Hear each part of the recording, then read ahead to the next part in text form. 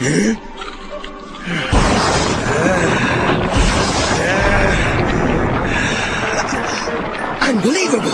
I feel great!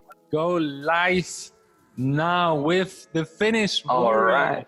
Johannes, I really struggle to pronounce your last name. Maybe you can introduce yourself and just tell us a bit about you. All right, so my name is Johannes Anttila, and my background in tricking is such that as a kid, I was a pretty normal kid and just played football and did all kinds of these games and played outdoors with my friends. But then when I was 10, I started doing diving. My mother just put me to do that, and I liked the flips, but I hated the pointed toes and all this clean stuff that we had to do there. So then I quit that, and my mother put me to a gymnastics group. Like, it was some kind of amateur gymnastics group, and then I learned quite a lot of flips there, like a lot of trampoline double flips and stuff like this. And when I was 13, I learned to do a round of backflip on floor. And when I was 14, which is, by the way, 2010, I'm now 24. So 2010, I was 14. So I learned like backflips and stuff like this on floor. And actually that was the point when I was like kind of drawn to the YouTube. So I made my first YouTube videos when I was 14 to 15 years old. And that's kind of how it all started. At first, I just did like flips, only flips, and kind of tried to get as good as the flips as I could. And I did free running and a little bit of these tumbling flips. And actually, like 2011 was a crazy year for me because I went from having like a quite bad round of full to just having a round of double backflip on floor in just less than 1 year. And that was like super sick. It's intense. Like the progress was, intense progress. And that and brings it was me just big. Just brings me to one little thing I want to mention at this point, and why I really got aware of you. And I mean, people that are not maybe in the tricking community, they know names as like Vellu, and I'm gonna just share a screen. Like just in general, for me, the Finnish tricking warriors out there, really in the north, they made a name across the globe basically.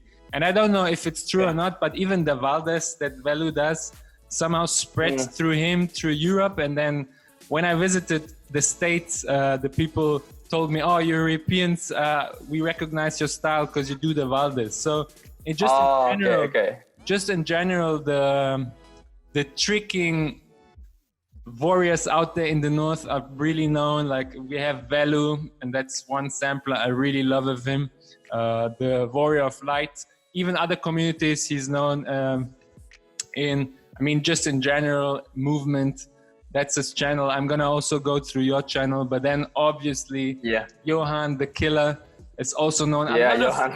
Just a lot of Finnish influence in tricking has been done in the past. So I thought I just want to bring someone on from Finland to talk about the community, the energy, just a quick glimpse, and obviously the legendary gym. Yeah, it's a beautiful place. And sorry for interrupting you, but no problem. You stopped. I mean, at the part where you talked about your double backflips and training and how you basically got into it, and that just was a keyword for me. Reason. That's why I had to introduce a little bit about this content. Maybe some other people watch that are not from the tricking community. So Finland for me is a legendary place, and it's a pleasure to have you on to talk about some topics and personal insights at this episode. And thanks again for taking the time, man.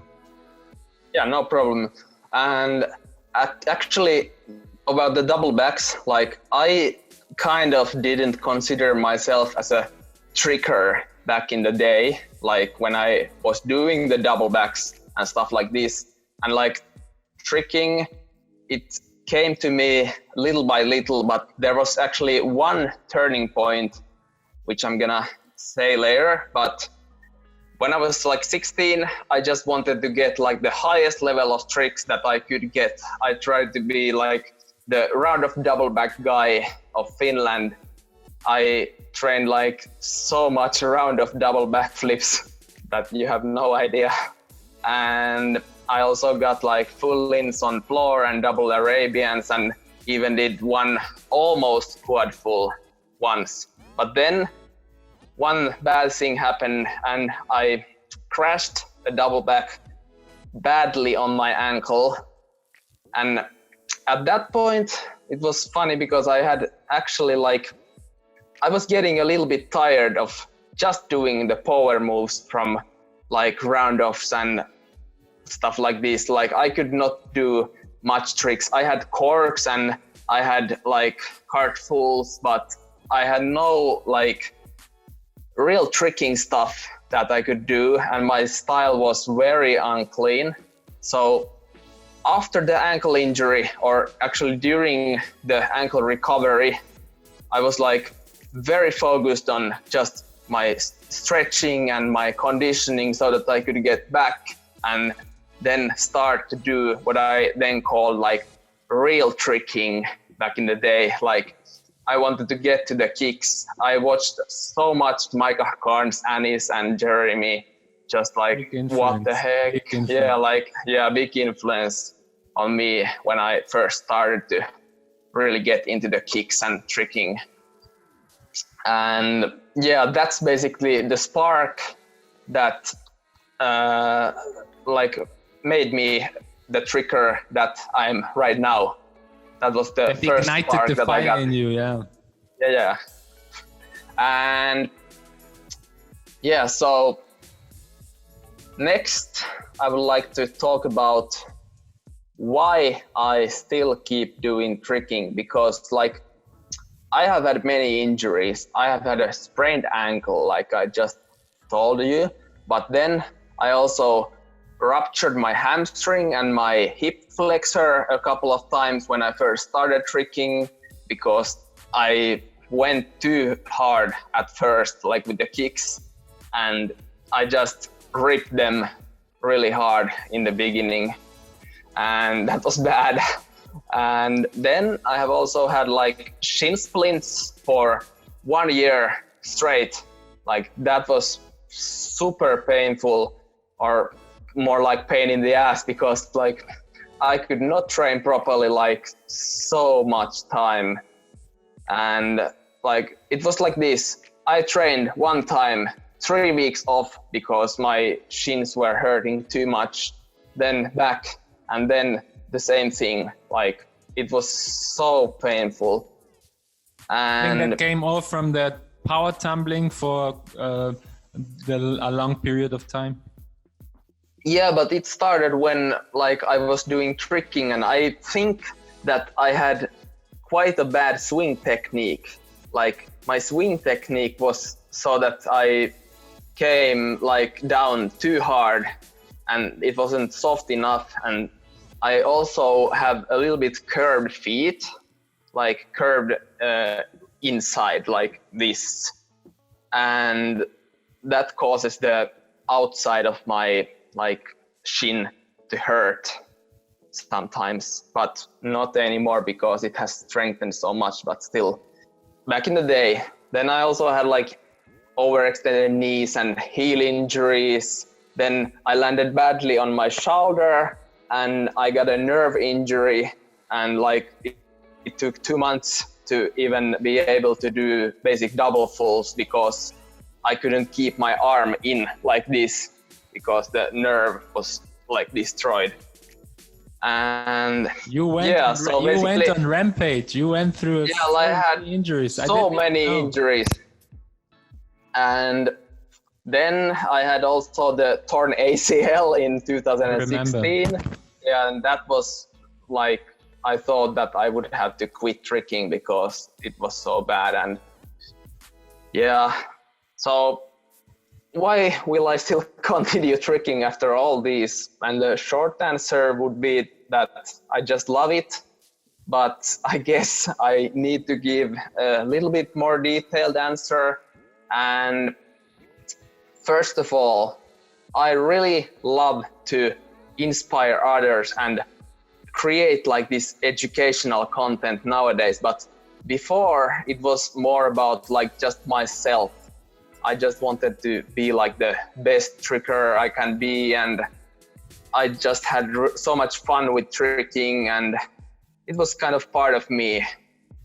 I just really love how like it feels that I'm responsible for creating my own style in tricking, and like I'm free to do whatever I want with it. Like tricking, I can just go to session and I can do whatever I want, and like that's super cool to me.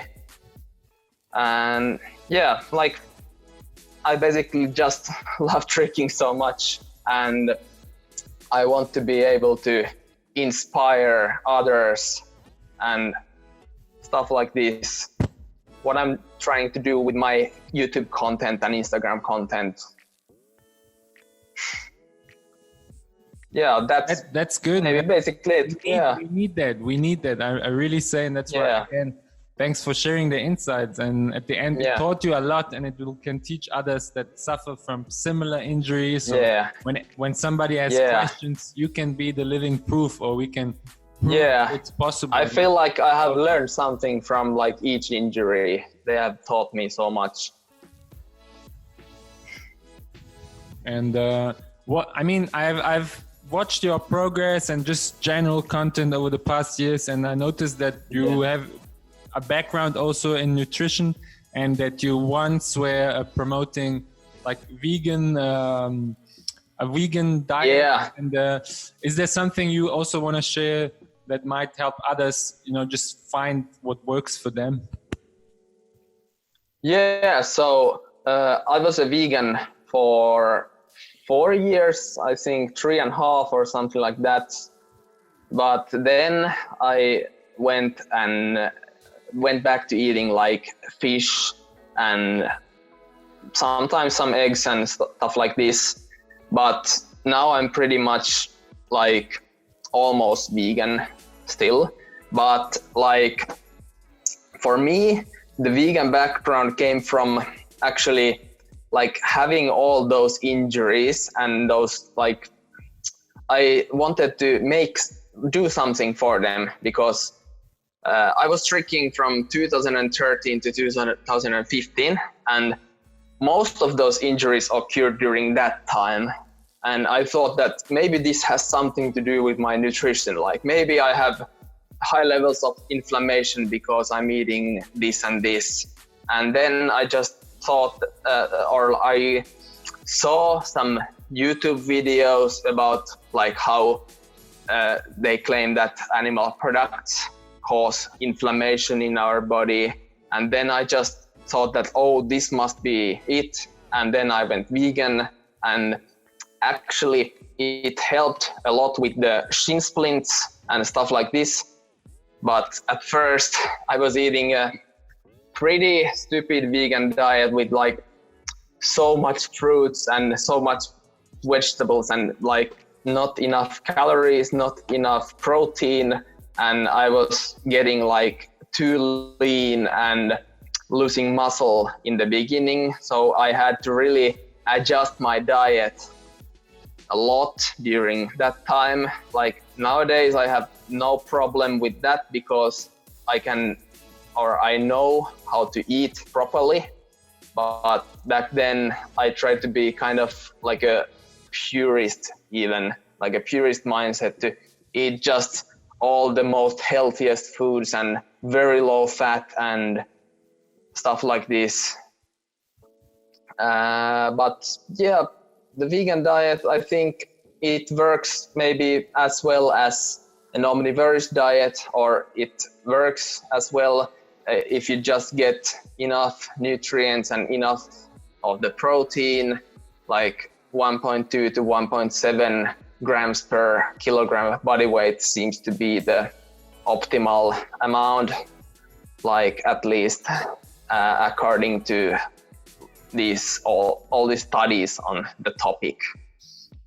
Well, that's great to hear, because a lot of people don't consider that just your general nutrition has a huge impact in health, body recovery, and just optimal performance, and that's very, very important.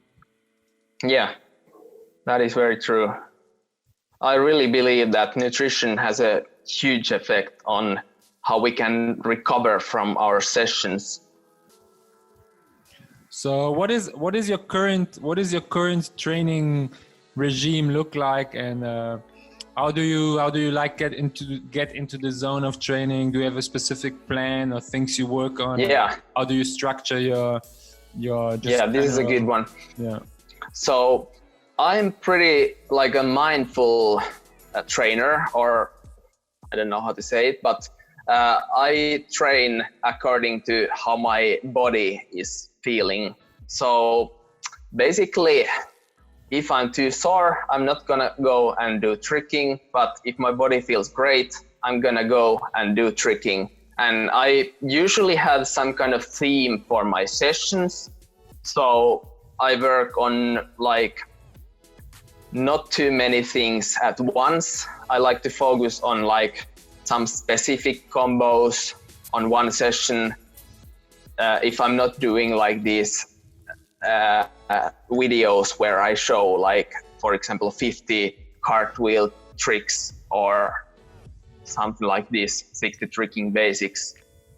But usually like I have some kind of theme and I follow it, and I try to like really do my tricks very clean at first. Like I always warm up with clean basics and try to make them look as good as I can on that day. And then I maybe go to more harder stuff, or maybe just stay with the basics if I feel like.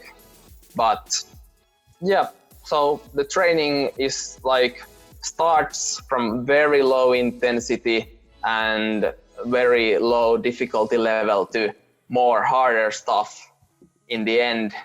And then kind of when I get to the point where I can do some of my hardest stuff, then the session has really succeeded and I'm really happy about it. But yeah, I'm not training like too hard usually, or like too long at least, because I really emphasize the quality over quantity training mindset.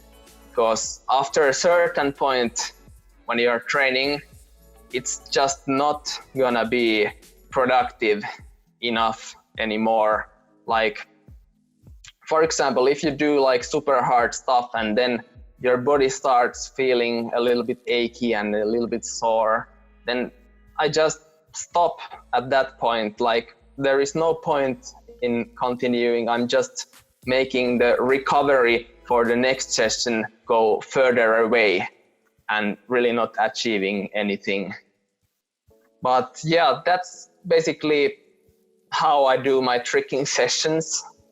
And then I also do like other stuff. I do upper body conditioning, lower body conditioning, and these are really not like I have not a specific training regime for these, but I just go for some exercises that I feel like are the best at that time.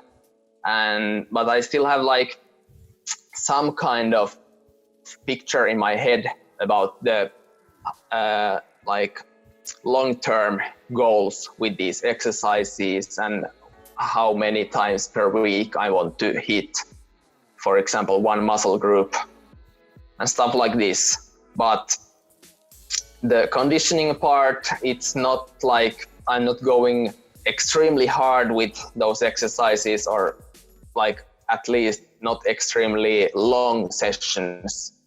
A little is better than a lot, but nothing is definitely worse than a little, in my opinion. Totally agree. And I mean, you readjust according to your state of the current day. So if you're fatigued, you will choose other things. So if you're fatigued, you probably won't trick, or will you just like recovery session? Yeah, true. Basics. I don't know. Jujimufu was a big promoter also back then. Active recovery. You just do a bunch of cartwheels or just low impact. Yeah, stuff like this. Yeah, or just go for a walk or like whatever you feel like. That's good. And any like music inspiration, because I've noticed you choose unique music others don't choose, so I really wanted to know about. I don't know, like the music is kind of like a mix of nostalgia and really liking that type of music, because I used to like play all these Pokemon games and Super Mario games as a kid so much, and I remember the like tunes from there. But then again, I feel like the tunes and their remixes are very well done, and I just really like the sound of them and want to incorporate them in my videos. It kind of also makes my stuff more unique to myself, because not others don't use them at all. So I don't know. And anime music, I have like quite recently, maybe 5 years ago, started to watch anime, and I have not watched it like so much. I've only seen like Dragon Ball Z at first, but then I watched the Hunter x Hunter. Now I have watched the 7 Deadly Sins anime, and I'm watching currently the Full Metal Alchemist. And of course I have seen also the Death Note and stuff like this. But I don't know, anime, I just have so much good times watching it, and the songs are also amazing. So I feel like why not use that kind of songs too? So what do you use like while you're training? Any? While training, I only use music sometimes, because I feel like I can get to the training state even without music. Usually when I listen to music, it's like workouts, but when I'm tricking, there is usually no music playing in the background. I feel like I can concentrate maybe a little better without music, and I just get the hype from inside for the session. That's good. That's very interesting to know. I mean, a lot of people swear on music, and it's nice that everybody has this unique way of getting into that zone, which is very important. And maybe I have no problem with training with music, but I can also do it as good without it. So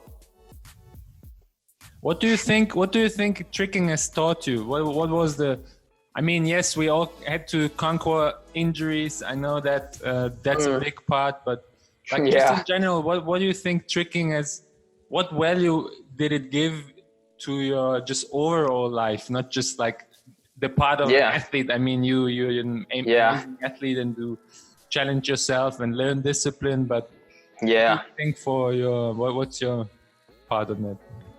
Yeah, I think like it has given me this better work ethic for and better structuring all my studies, for example, or my life in general, like, because I'm always like focusing on putting the training at some part of the day, and usually I'm like prioritizing it quite a lot, but then I also gotta do all this other stuff, and like just this work ethic and this like structuring the day, I think it has been very helpful with scheduling. Yeah, true.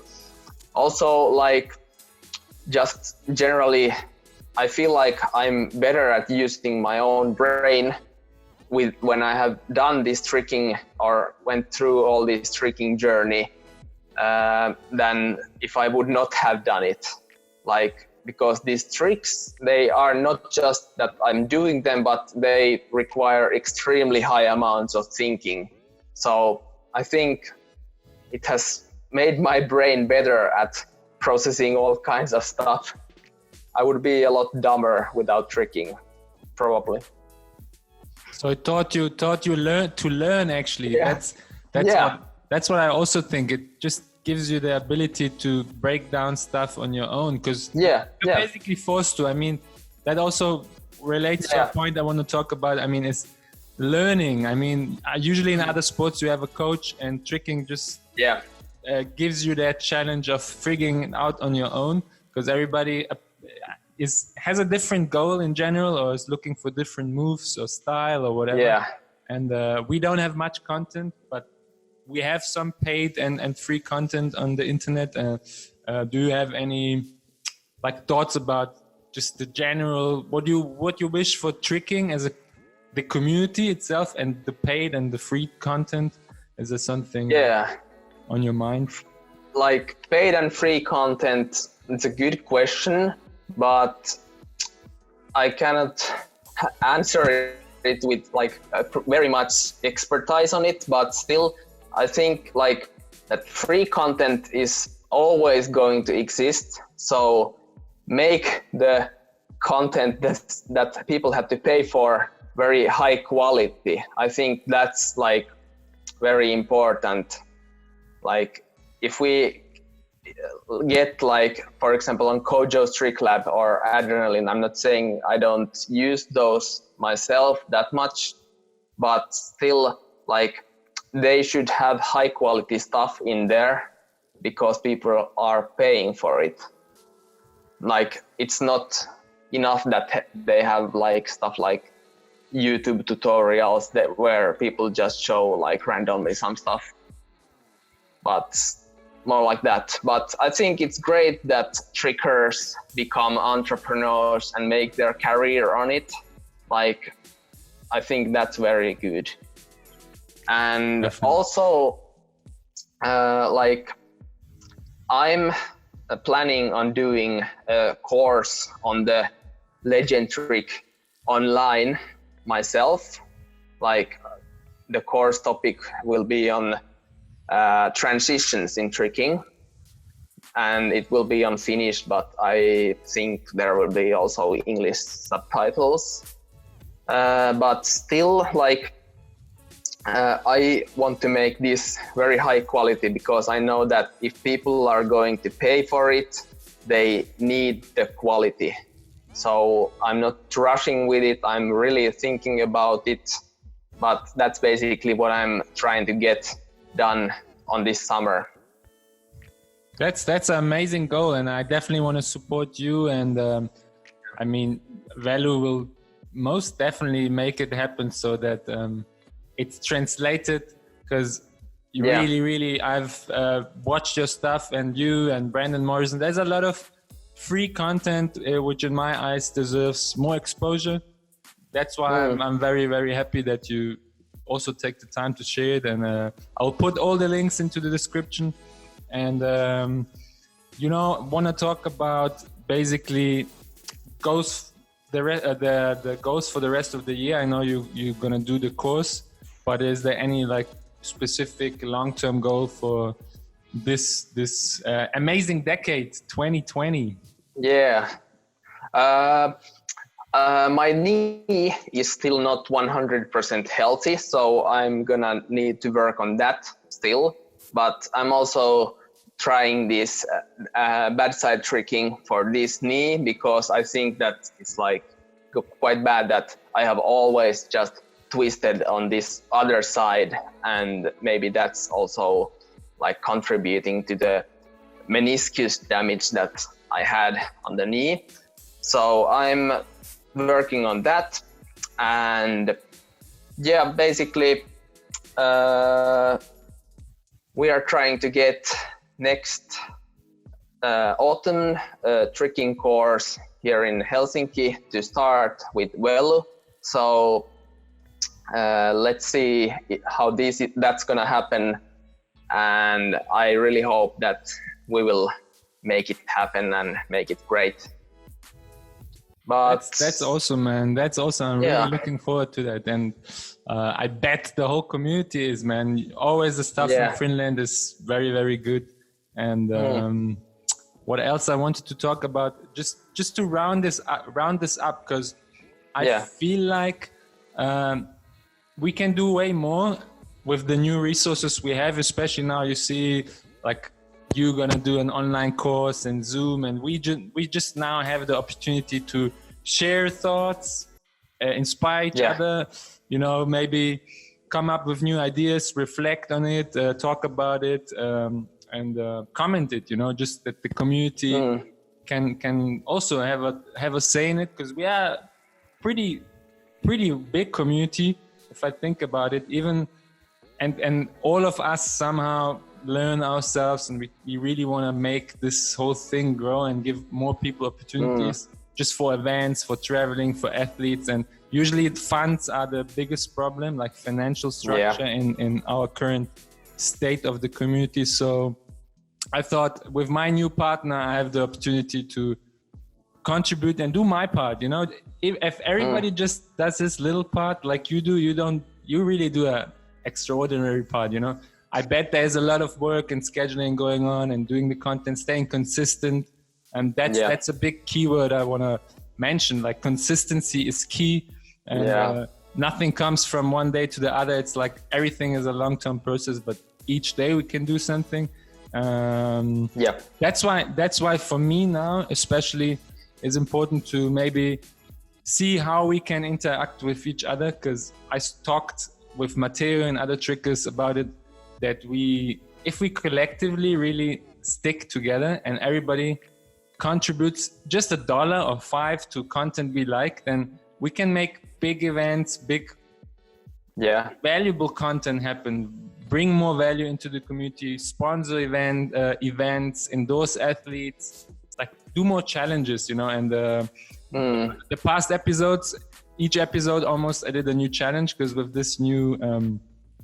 this new platform, we can actually, through this whole online technology, earn cryptocurrency, and basically for attention. And as a content creator, you can get paid. So if you're verified, you can get paid for the value you provide. You can get donations, or just use it as a general payment system without borders. You know, you don't struggle with PayPal, with sending money here, there. You know, it makes it really simple, especially in our field. And the last challenge I did, it's coming out tomorrow, actually, with Matteo. So it's going to be 100 corks in one day. And the first person that basically does the 100 corks in one day, because Matteo drilled it, it's like his legendary thing. It's going to be a mention in the next episode. And gets 20 bet tokens, and 20 bet tokens is maybe just $5, but you know, through this browser, you basically, through advertisements, you earn revenue.